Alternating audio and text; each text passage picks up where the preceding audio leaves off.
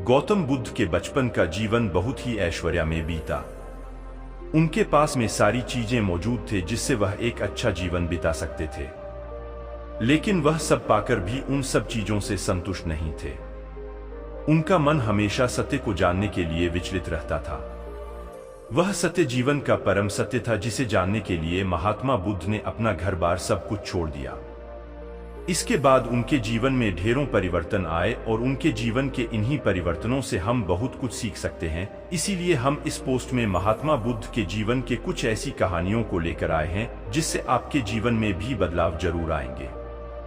तो चलिए पढ़ते हैं। बहुत सालों पहले भारत में मगध नाम का एक राज्य था। वह राज्य बहुत ही संपन्न था। राज्य में एक सोनापुर नाम का गांव था जहां के लोग अपना सारा काम दिन में किया करते थे, लेकिन रात होते ही सारे लोग अपने घर के अंदर चले जाते और कोई भी रात के समय अपने घरों से बाहर नहीं निकलता था। लोग ऐसा बस एक ही कारण से किया करते थे और वह था अंगुलीमाल। अंगुलीमाल बहुत ही खतरनाक डाकू था जो लोगों को लूटकर मार देता था। वह लोगों के बीच डर बनाए रखने के लिए मारे हुए व्यक्ति की उंगलियां काटकर उसका माला बनाकर पहनता था। अंगुलीमाल मगध के एक गुफा में रहा करता था। वह जिस जंगल के गुफा में रहता था लोग वहां से भी गुजरने से डरते थे, क्योंकि सबको अंगुलीमाल से बहुत डर लगता था। एक दिन गौतम बुद्ध सोनापुर से गुजर रहे थे कि तभी उन्होंने लोगों को चिंतित देखा। लोगों को इस तरह से परेशान देखकर गौतम बुद्ध ने उन सबसे पूछा, वो क्या बात है, आप सब इतने डरे हुए क्यों हैं?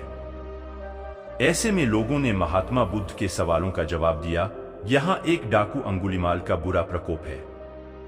वह लोगों को लूटकर मार देता है और उनकी उंगलियों को काटकर उसका माला बनाकर पहन लेता है। इसीलिए हमारे गांव के लोग बेहद डरे हुए हैं। अब आप ही बताइए कि हम क्या करें? अच्छा, ऐसी बात है, तो फिर वह अंगुलीमाल रहता कहाँ है?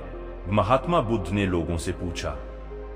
ऐसे में एक व्यक्ति सामने आया और महात्मा बुद्ध को बोला, वह जंगलों में रहता है।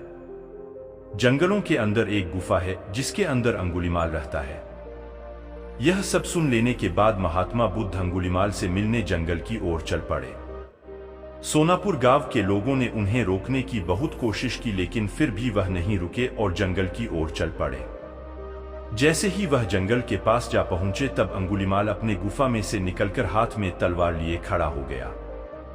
गौतम बुद्ध ने अंगुलीमाल को अनदेखा किया और आगे बढ़ चले। यह देखकर अंगुलीमाल बुद्ध का पीछा करने लगा।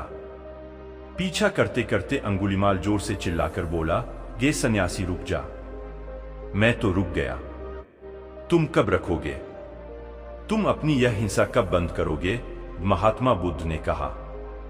ऐसे में अंगुलीमाल क्रोधित हो गया। फिर उसने गौतम बुद्ध से कहा, सन्यासी तू मुझे जानता नहीं है, मैं इस राज्य का सबसे शक्तिशाली मनुष्य हूं। मैं नहीं मानता कि तुम सबसे शक्तिशाली मनुष्य हो, गौतम बुद्ध ने कहा। यह सुनकर अंगुलीमाल बोला, गच्छा, अगर ऐसी बात है तो तुम ही बताओ कि मैं ऐसा क्या कर जिससे तुम मनोगे। तुम जाओ और उस पेड़ में से 10 पत्तियां तोड़कर लाओ, महात्मा बुद्ध ने कहा। महात्मा बुद्ध के कहने पर अंगुलीमाल ने वही किया। वह पेड़ के पास गया और उसमें से 10 पत्तियां तोड़ लाया। फिर बुद्ध ने कहा, जाओ अब इन पत्तियों को वापस से उस पेड़ में जोड़ दो। यह सुनकर अंगुलीमाल अचंभित हो गया और उसने महात्मा बुद्ध से कहा, यह कैसा बेहुदा मजाक है? भला कोई पत्तियों को तोड़कर वापस पेड़ से जोड़ सकता है क्या? ऐसे में बुद्ध ने कहा, तुम खुद को सबसे शक्तिशाली कहते हो और इन पत्तियों को जोड़ नहीं सकते। अगर तुम किसी को जोड़ नहीं सकते तो उसे तोड़ो मत। अगर तुम किसी को जीवन नहीं दे सकते तो उन्हें मारो मत। यह सुनकर अंगुलीमाल की आंखें खुल गई। वह बुद्ध के चरणों में गिर गया और उनसे माफी मांगने लगा। इसके बाद से अंगुलीमाल बुरे काम करना छोड़ दिया और वह महात्मा बुद्ध का शिष्य बन गया। मोरल ऑफ द स्टोरी, इस कहानी से हमें यह सीख मिलती है कि इंसान चाहे कितना भी बुरा क्यों ना हो वह बदल सकता है। तो यह थी। अगर आपको यह कहानियां अच्छी लगी तो इसे अपने दोस्तों के साथ जरूर शेयर करें और उन्हें भी गौतम बुद्ध के विचारों से अवगत कराएं और उनके जीवन में परिवर्तन लेकर आए। और दोस्तों, अगर आप चैनल पर नए हो तो चैनल को सब्सक्राइब अवश्य करें। धन्यवाद।